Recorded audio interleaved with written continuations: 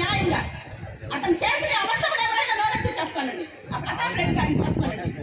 ఆయన అంటే జగన్ గారు అంటే నా ఎస్సీలు, నా బీసీలు, నా మైనార్టీలు అంటున్నారు. ఒక ఎస్సీ 65 సంవత్సరాలు ఎస్సీ లేడీకి అట్రాసిటీ కేసులు సంవత్సరాల నుంచి ఆపేశాడు ఆయన. ప్రతిసారి డీఎస్పీ గారి దగ్గరికి 100 సార్లు వెళ్ళాం మేము, కానీ నాకు ఇప్పటికీ న్యాయం జరగలేదు. ఎందుకు అలా చేసేది?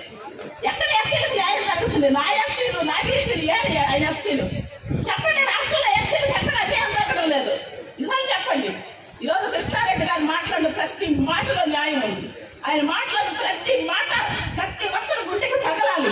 వాళ్ళు విలేకరులైనా కానివ్వండి, ఎవరైనా కానివ్వండి, నిజాలు మాట్లాడారు. ఆయన ఛాలెంజ్ చేశారు. ఆ ఛాలెంజ్ ఎదుర్కొనే శక్తి ప్రతాప్ రెడ్డి గారు కానీ ఉంటే ధైర్యంగా వచ్చి నిలబడమనండి ముందు.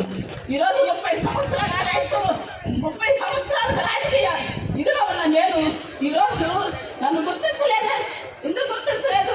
మా యానాథ్ రెడ్డి అంటాడు, మానంటే సుబ్రహ్మణ్యం అంటాడు, అలాంటి వాళ్ళు మా ఇంటికి ఆయన కూడా కోమూరు ప్రసన్న కుమార్ రెడ్డి మా ఇంటికి వచ్చారు. మా ఇంట్లో భోజనం చేసి మా ఇంట్లో అల్పాహారం చేసినాడు. ఆ రోజుల్లో అంత మంచి పేరుతో మేము బ్రతికి మమ్మల్ని ఈరోజు మమ్మల్ని దర్శించిన వాళ్ళు లేరు, మా పరిస్థితులు పట్టించుకున్న వాళ్ళు లేరు, మా దగ్గరకు వచ్చిన వాళ్ళు లేరు. మేము ఎందుకు పోతాం? నాయకుల దగ్గరికి ఎందుకు పోతాం? మా పట్ల మేము కట్టుకుంటున్నాం, మా తిండి మేము తింటున్నాం, మా ఇల్లు మేము ఉంటున్నాం, మేము గవర్నమెంట్ ఉద్యోగాలు చేస్తున్నాం, మేము బ్రతికేస్తున్నాం.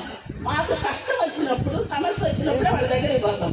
కానీ ఆ అనుభవం వాళ్ళ కడుక్కోవాలి. అది అలాంటప్పుడు ఆయన ఇంటి కడుపు దగ్గర పడిపోయే అధికారం లేదు. ఒక రాజకీయ నాయకుడు ఉన్న వాళ్ళు ఎవరైనా ఉదయాన్నే 1 గంట సమయం పేదలు హెచ్చించండి, సమస్యలు హెచ్చించండి, ఆయన ఇంటి ముందు కూర్చో, వచ్చిన ప్రజలందరికీ న్యాయం తీర్చు. ఇది న్యాయమైన పద్ధతి. నీకు మధ్య వీళ్ళుంటారు దళాలు, ఆయనకి ఆ దళాలు ఆయన దాకా పోలేదు. ఈ దళాలు ఏదైనా మనం పోయి అడిగామనుకో ఆయన్ని అడగండి, ఆ దళాన్ని అడగాల. దళాలు ఎక్కడ చెప్తే మనం అట్లా వినాలి. దళాలు ద్వారానే మనం పోవాలి. ఎమ్మెల్యే దగ్గరికి పోవాలంటే మనం గెలిపించుకున్న వ్యక్తి కాడికి మనకు పోయే అధికారం లేదా? మన సమస్యలు చెప్పుకునే అధికారం లేదా? తండ్రిగా ఆయన్ని గౌరవించి మనం ఓటేస్తున్నాం. మన ఓటు ఎంత విలువ అయితే మనకు తెలుసు. ఈరోజు ఒక పేదోడి ఓటు విలువ ఎంతో, ఒక ధనికుడి ఓటు విలువ కూడా అంతే. ఇద్దరు ఓట్లు సమానమైంది. మరి ఈరోజు పేదోడికి న్యాయం జరగడం లేదు, ధనికుడికి ఎందుకు జరుగుతుంది చెప్పండి? ఏం చేశారు ప్రతాప్ రెడ్డి 10 ఏళ్లలో?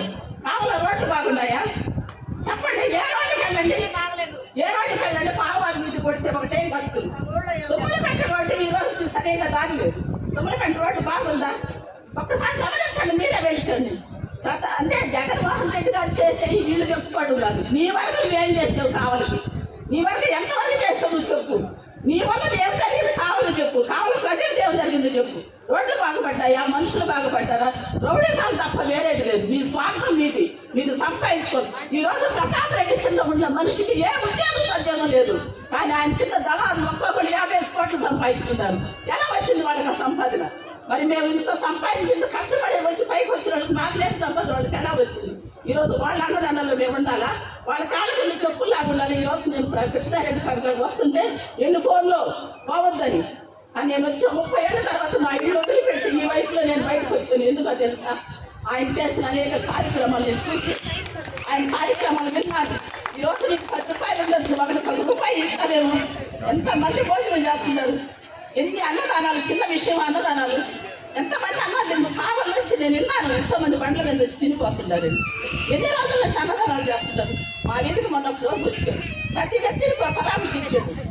ఆయన తీసుకున్న వ్యక్తులు పరామర్శించాడు. వాళ్ళ వ్యాధిలో వాళ్ళకి సహాయం చేశాడు, వాళ్ళ అనారోగ్యంలో సహాయం చేశాడు, వాళ్ళు తోడుంటాడు. ఆయన వాళ్ళ కష్టాలు విన్నాడు, సమయం ఇచ్చాడు వాళ్ళకి. ప్రతాప్ రెడ్డి గడప కార్యక్రమానికి వచ్చాడు. ఒక్క సెకండ్ ఏమైనా హెచ్చించాడు ప్రతి ఇంటి దగ్గర. గుండెల పెద్ద చేసుకొని చెప్పండి. ఒక్క సెకండ్ గడప చూసుకుంటా పోయాడే కానీ మా సమస్యలు విన్నాడా? మా బాధలు విన్నాడా? నాకు చెప్పండి. చాలా అడుగుతున్నాను నేను. చాలా అన్యాయం జరిగిపోయినాయి మాకు. ఈ 10 ఏళ్లలో ఆయన కల్పించినందుకు సిగ్గుపడుతున్నాం నిజంగా. మేము ఈరోజు ఒక మంచి వ్యక్తి కావలసి రావాలని, ఒక మంచి వ్యక్తి మాకు నాయకుడిగా ఉండాలని మేము కోరుకుంటున్నాం. దానికి సరైన వ్యక్తి మన కృష్ణారెడ్డి గారు.